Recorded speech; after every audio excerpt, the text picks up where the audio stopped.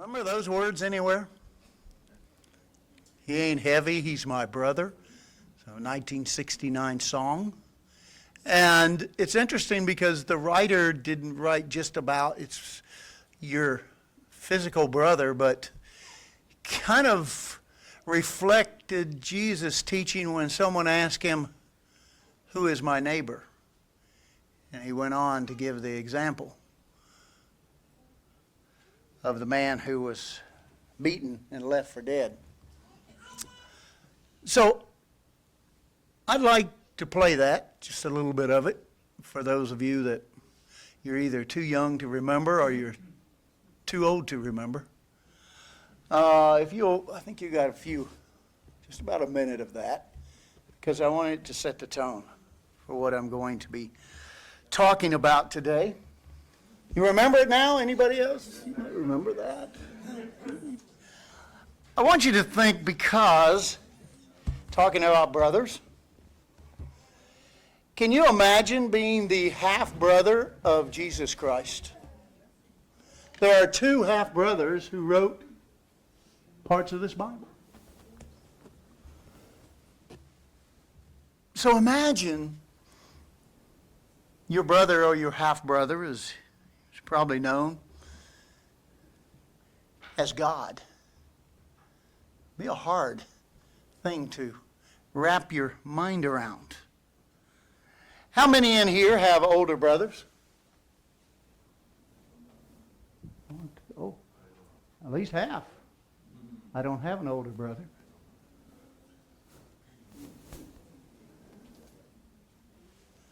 Your half-brother, or your brothers, your older brothers, were any of them godlike? I see Mike laughing. See other people laughing. I'm sure you're... I'm saying no. Some may say far from it. I'd like to look, if you will, go with me to Matthew 13:55 and Mark's. You can watch it up here. It's also in Mark 6 and verse 3, because these scriptures list the brothers of Jesus Christ. And most theologians will tell you they list them in order of their birth. And so here we find that both these say the brother of Jesus Christ was, first one was James. James. So he would have been, in reality, the way it looks, born right after Jesus Christ. So his older brother would have been Jesus Christ from the time he was this to fully grown. Imagine having an older brother who was perfect. It might have put pressure on you. From the look and from the reaction of many of you, you didn't have that problem. Far from perfect. But here, James' brother never sinned, even when he was a little tyke. Never sinned, not once. That had to be irritating for us other humans. Perhaps he heard the word, "Why can't you be like your older brother?" Many, many times. But when his older brother grew up, it's interesting because he became a cult-like figure. He had followers following him around, to the tune of, at one time, 70 men who were taught by him, and he sent them forth to go do some works. And then it trimmed it down to 12 men. So you might say he had his entourage. Today's word, he had his posse. He had, really, in many cases, people would consider it today, groupies, who hung on to his every word. What would that have been like? In John 2, you read about a wedding. at the very start of Jesus Christ's ministry. And at this wedding, he went there, and it says that his family was there. Means brothers and sisters.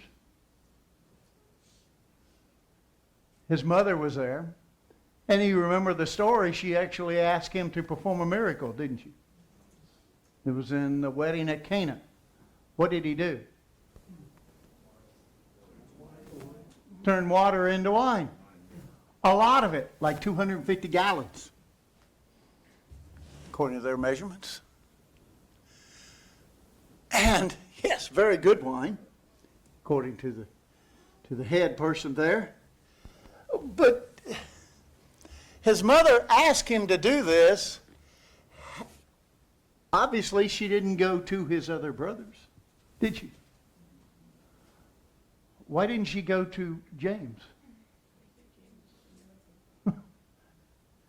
She obviously didn't have confidence that he could do it. Any of the other brothers. But yet, they did it. And so it says after the wedding, which makes you think, if you read the account, and I ask you to do that later, read that in John 2. You see the account of going to the wedding. And usually weddings lasted 7 days, sometimes even 14. These two, it lasted 1 day. I don't know who that old man is. I couldn't recognize him doing the wedding. He looked old. But a wedding at that time took place 7 days.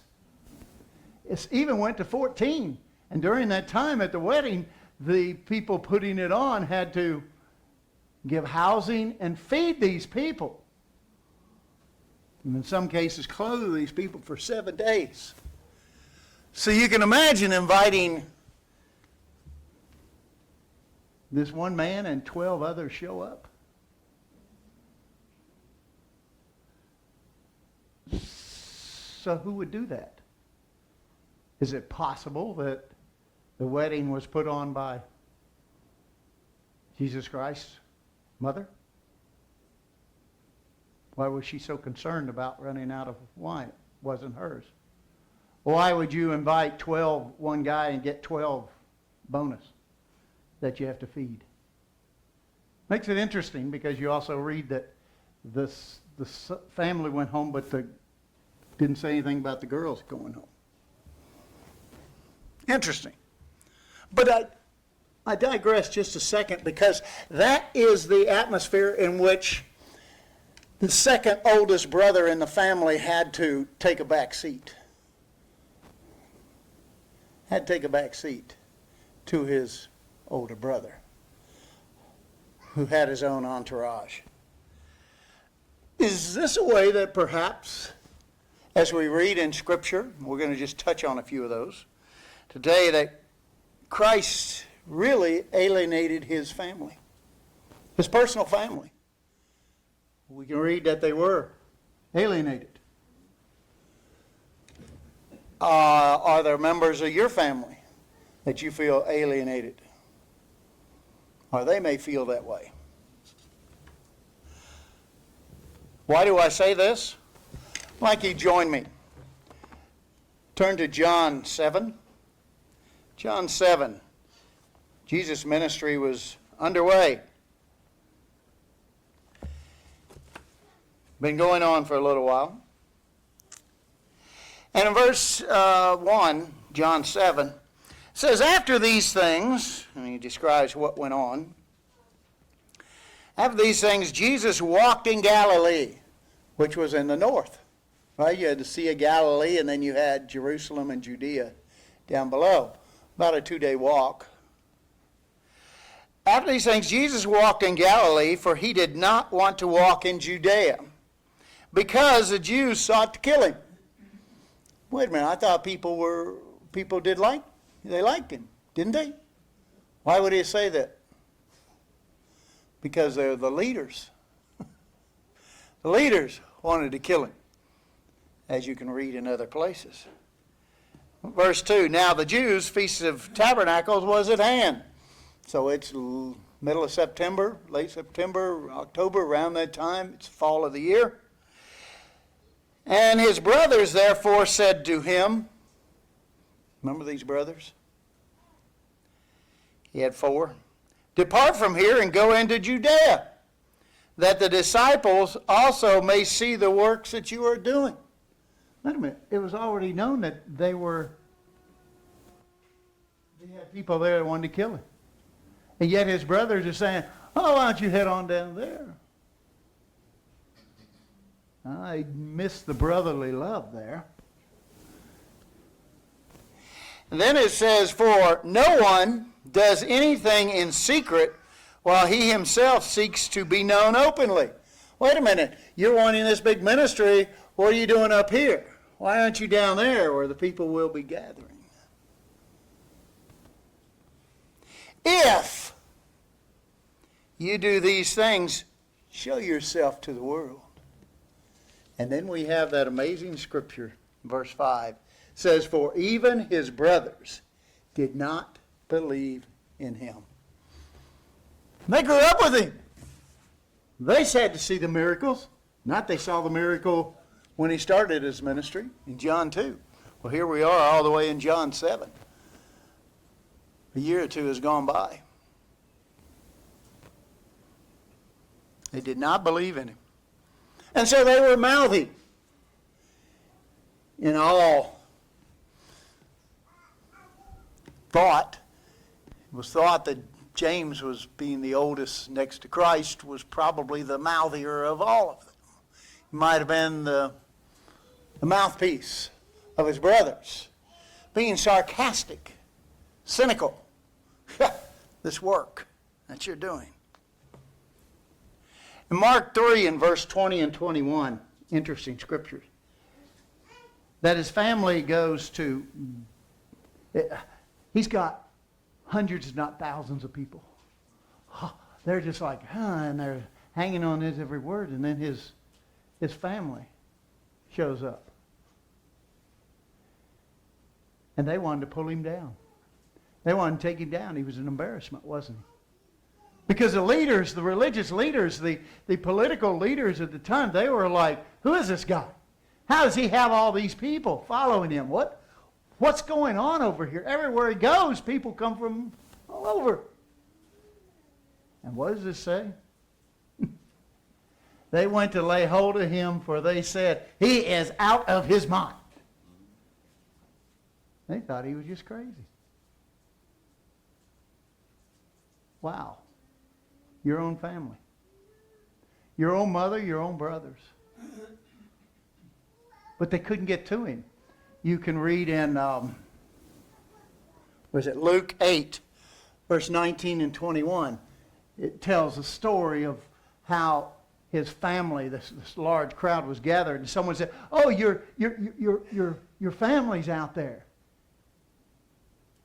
He said, no, my family's out here. And if you read a harmony of the Gospels, you'll find out that this is at the very same time. His family didn't come there just to see him. They couldn't get to him because of the crowd, but their intent was, as we read in Mark, to pull him off there because he's out of his mind. Imagine that. Because Jesus was an embarrassment to his family, had to be especially to James, being the next oldest son. The religious leaders, they were displeased to say the least, but they even plotted to how they would kill this man because he is getting so much fame. Would you be embarrassed? Or maybe, have you ever been embarrassed by a family member? No, I had a yes. I hope she's not talking about someone else sitting here. But we've all had family, maybe distant or whatever. I remember having to go to a courthouse one time because one of my nephews got in trouble. And so I went with my sister, his mother, to the courthouse. And I thought, well, I mean, it wasn't anything major, but it was, should have known better, and he got in trouble. His mother did the right thing because they called him and said, well, he said, you want to come down and get him? She said, no, let him spend the night in jail. Which was the right thing because he came out with his head bowed very low. And I looked across because I was sitting there and I knew the judge was the wife friend of mine, and I knew various people in there, and it was, I can't say I was embarrassed, but in a way I was, because I didn't think my family showed up in court that much. I shouldn't have. And so I kind of felt like, wish he hadn't done it. But I could see how his family was embarrassed because all the people who were, is that me? Moving on this? All right, I'll make sure. So I want you to picture that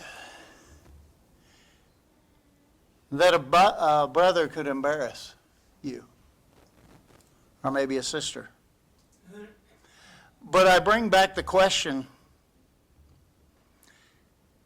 have you been an embarrassment to your older brother, Jesus Christ?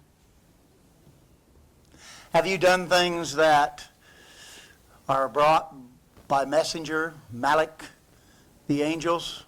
They said they deliver messages. It also talks about some guardian angels, or even an angel assigned to us that looks after us. Can you imagine them delivering messages? Well, Chuck did it again. So I think we have to look at that. Because if we look at the story of James and James's life, you see even at the death and crucifixion of Jesus Christ, which everyone would have come in for the Passover.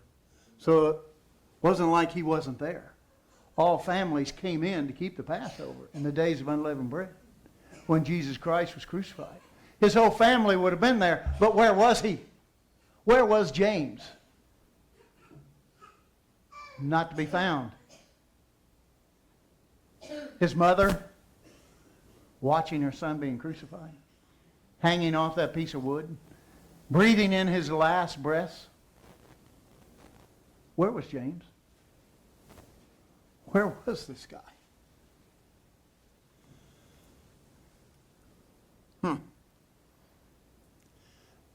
He missed comforting his mother because Christ hanging by those nails in that piece of wood, had to look down and tell one of his entourage to look after his mother because James wasn't there.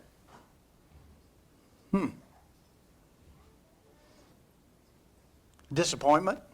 I'd say so. So we find that when we start looking in post-crucifixion, the work of God and the church of God, we find there he is. James, the half-brother of Christ, being an integral part of the work of God. Matter of fact, you find that it is Paul who relates to us, because we didn't get it any other place. In 1 Corinthians 15, verse 7, says that after Christ was resurrected, he showed up and met personally with his brother James. Is that part of the transformation that happened between the unbeliever, the mocker, the one who actually was embarrassed by Jesus Christ, caused that transformation? Because we find 50 days later, in Acts 1 and verse 14, what happens? It's Pentecost. Who's there? Jesus' mother and his brothers, being James. What a transformation over 49 days. But if you knew your brother was killed and he was resurrected and came back, and one of the first persons he talked to was you, would that transform you? Probably. Probably. And then we go into Acts 15, verses 3 and verse 13. And what does it say? The church has been going for quite a while now. Paul has been converted and has actually gone out to the Gentiles. And they come back in to have a conference, similar to the conference I'm going to be at next week, where all the ministers come in and you meet.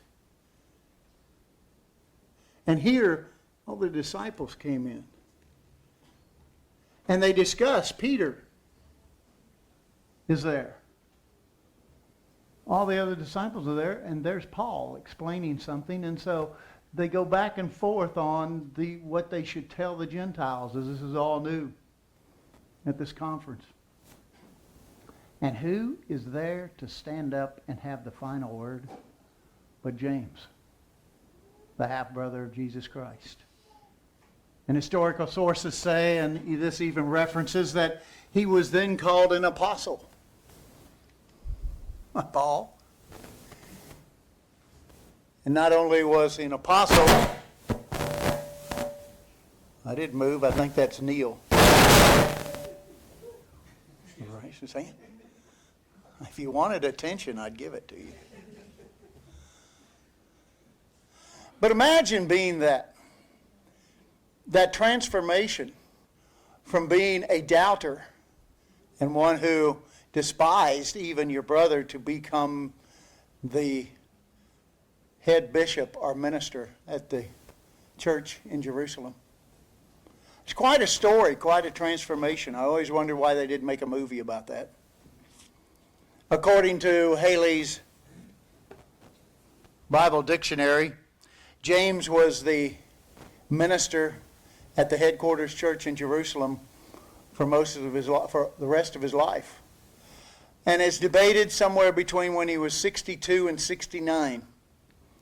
He was hated by the people, the leaders in Jerusalem, because the church had grown. He had become a known minister of God. As a matter of fact, he was referenced in many papers as not just James, but James the Just, because of his righteous living. And it had so much influence that the leaders at the time, the Sadducees and the Pharisees, that historians say he was led up to one of the balconies at the temple and was actually thrown down. And then Pharisees and Sadducees took clubs and beat him to death to put an end to James the Just work. So did he die a martyr? Yes, he did. He continued. But he just didn't die a martyr. He left us with something. And that's what I want to finish my sermon today with, because I'm going to start a series on it. The book of James. How many of you have read that multiple times? You know it. As a matter of fact, I brought a book over here. I didn't bring it up here. If you can find one of these books, buy it. It's very hard to come by. The book is over 100 years old. I should be opening it with my gloves on my hands. It's so old. But it's one of the books that I treasure because it's called the Epistle of James by A.T. Robertson. He goes into the book of James, almost every word, every story, every example. He goes into the Greek, explains what it means. Incredible book, written in copyright 1915. Very hard to find. But if you can find it, I found it in a used bookstore. Had $2 on it. I bought it. Now they're very hard to find. There's no telling what it's worth. But if you can find it, A.T. Robertson's Epistle of James, it'll forever change your understanding of James, the brother, as he gives historical sources and goes through these things. And even though James is only 5 chapters, it takes 250, 60 pages to break it down and to explain it. And so I do this because, to me, after studying it for years, as a matter of fact, if I go back to James in my Bible, if you will turn back to the book of James, it was one of the first books that I became obsessed with. I liked how it was written, and I saw it was condemned. Matter of fact, I have tape over my pages because I have worn it out so much that it's so thin. Because I found it to be such a benefit to me. And it actually changed my life in many ways. It was the first book that I ever owned, which means I know everything about this book, and I've been through it so many times. And I feel good about owning it because, to me, the book of James is a New Testament book of Proverbs. Proverbs was written by a man who wrote to his son to give him wisdom. This book is written by a man to give you spiritual wisdom. Give you a way to enhance your spiritual life, to keep you. This is the only thing we have written by James other than a few words he says in the book of Acts. So I encourage you to read it like the book of Proverbs, because it is for the spiritually minded individual. So, with that said, with the time I have left, I'd like you to join me in James. We're going to cover James 1, and I'm not going to read every verse, even though you could, because there's only 27 verses. But I want to hit some highlights that I'll be doing. And I'd like you to read James 1, verses 2 through 3. Because it says, my brethren, which is my brothers, that's us, count it all joy when you fall into various, what's the word? I just need to ask the question, has he lost his mind? Count it all joy when you fall into various trials. Oh, good, my car broke down today. Oh, somebody hit my car. No. As a matter of fact, Robertson explains that the count it all joy when you fall into various trials. The various trials means in Greek different colors. You see, a prism has different colors. So James is actually saying, don't get all excited about going through the same trial, but count it all joy when you have this trial, and then another time you have a different trial. And then a different trial. Why? Well, because, what does it say? Because it produces patience. Because we cry out to God to help us. Brethren, count it all joy when you fall into various, knowing that the testing of your faith produces patience. So the testing of our faith, saying that when we have a trial, oh, well, I just got some lawyer is suing me because some neighbor is suing me. Where to go? God, I get a new one. No. But testing of our faith says that no matter what happens, just like happened in James' life, God is there. Do we have the patience to let him handle it? Do we have the patience to say, okay, God, you're going to see me through. I know you are. And this is going to be a lesson I can learn. Someone I can help. That may be one of the hardest scriptures, isn't it? Count it all joy. when you get fired. Oh, boy.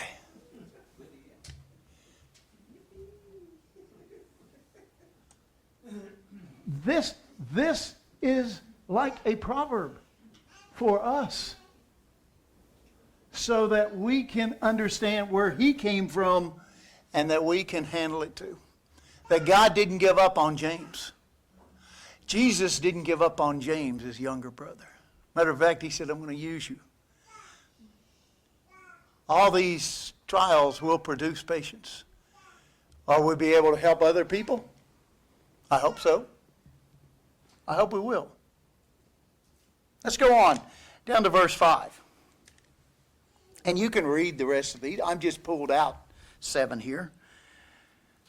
Verse 5. If any of you lacks wisdom, let him ask of God. Now, I don't know about you, but I use that almost every day. Especially with this Haiti situation that I'm in way over my head with people's lives of trying to give them safety, and I have to rely on God. And I need wisdom. Matter of fact, I had to call on various people that helped me to get more wisdom by having counsel with people who have handled and worked with refugees before. But here it says, if any of you lacks wisdom, every one of us lacks wisdom, don't we?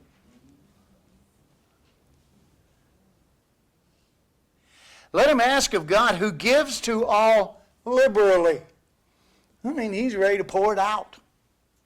And without reproach, and it will be given to him. It's a promise from God that if you ask for wisdom, you're going to get it. Who doesn't need wisdom every day?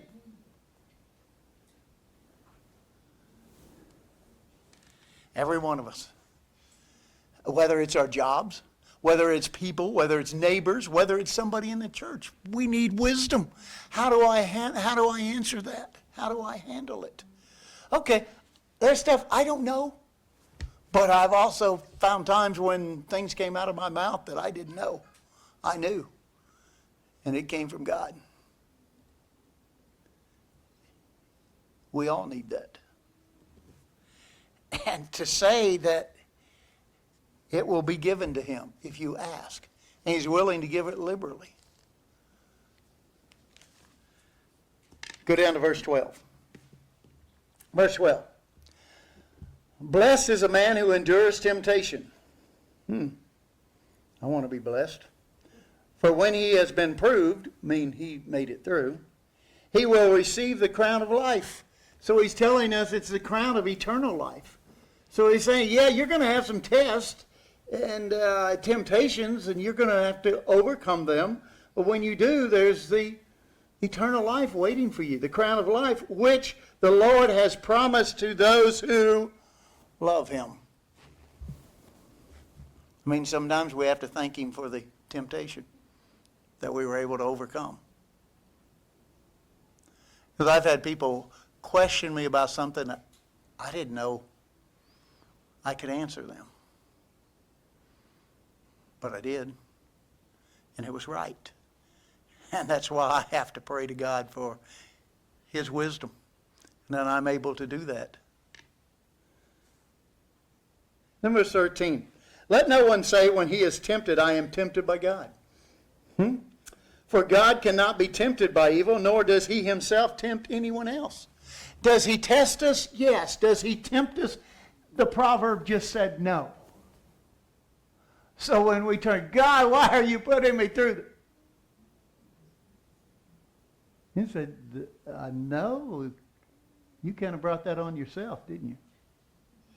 And you didn't even pray for wisdom. When I would have given you wisdom and laid it out for you. Down to verse 19. Verse 19. Therefore, my beloved brethren, let every man be swift to speak and slow to hear. What a wonderful proverb that is. He gave us 2 ears and 1 mouth. Right? He's trying to tell. And who knew better about running at the mouth than anybody in the Bible than probably James. And as you go through the book of James, you see how long he talks about the tongue and how many things and saying things and doing things. Why? He was an expert at it because he knew how to backtalk God.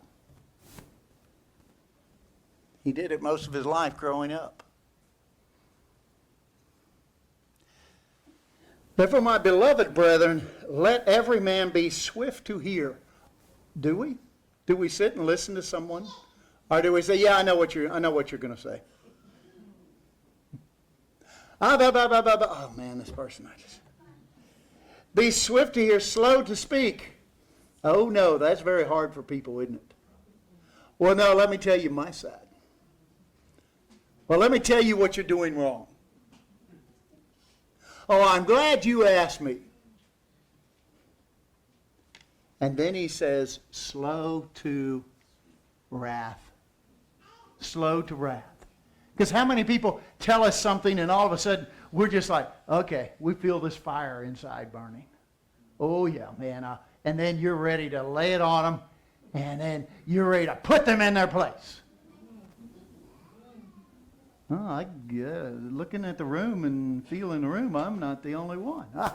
Makes me feel good that I'm not the only one, because that's what happened. He knows what people are like. Can we keep our wrath down? Can we be willing to shut our mouths more? Can we be willing to listen? I know what they're saying. It's just the same old blah, blah, blah, blah, blah, blah, blah, blah, blah. Well, some people may need to have someone listen. That's one of the greatest things therapists will tell you. Matter of fact, there's therapists out here that make all kinds of money because nobody will listen to people. But they make $200 an hour because they'll listen to you. God says, no. He's kind of saying maybe we need to be therapists more. Maybe the husbands need to listen to their wives more. Boy, I see the wife smiling there. And maybe the wife needs to listen. Maybe both of us need to see if we can be encouraging to the other. One of the greatest lessons I learned in marriage is I learned this about 20 years in. Mary didn't want me to solve every problem. She just needed to talk about it. But I was like, okay, cut her off right in the middle. Oh yeah, now here's what you need to do. No, that's not what she needed. And sometimes people really need to vent. And it's amazing how people go, I don't know, boy, that's a nice person. They just sit and listened to me. James saying that's what we need to do. Because he didn't put this as ministers. Hey, you ministers. He says, brethren, it's all of us. Let's go down to verse 22 as I have about 5 minutes to go. And then here's another proverb, I call it. It said, be doers of the word, not hearers only, deceiving yourself. How do you deceive yourself?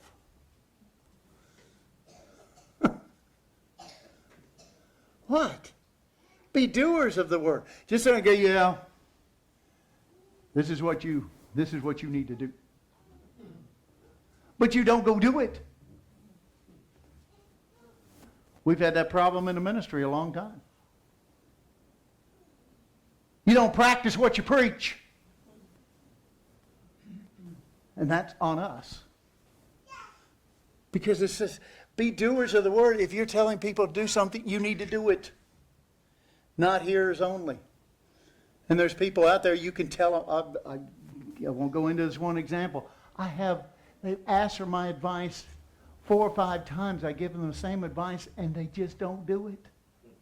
They just say, 6 months later, calling, let me tell you about it. All right. Swift to hear. Okay. All right, went over this 4 times. This is what you need to do. It's pretty simple. Well, you really think that's what I should do? Yes. Yes. We can't be deceiving ourselves because we need to listen. If you want advice, go to people. Don't ask your best friend what you should do. Go to the wisest person you know. If it's business, go to the wisest business person. If it's marriage, don't go to somebody that's been divorced 5 times. Okay? These are simple things that James is trying to relate to us. Dealing with spiritual matters. That is how you handle physical things. Down to verse 26. Verse 26. If anyone among you, isn't that interesting? If anyone among you thinks he is religious. Are you religious? Well, yes, I wear a suit every Sabbath. I'm religious. Look at this tie. Doesn't this tie spell religion to you? I show up every Sabbath. You can keep the Sabbath day. I keep the holy days. Yes, well, I give offerings. Have you looked at my offering? You think you're religious. Anyone. What is it? If anyone among you thinks he is religious and does not bridle his flapper.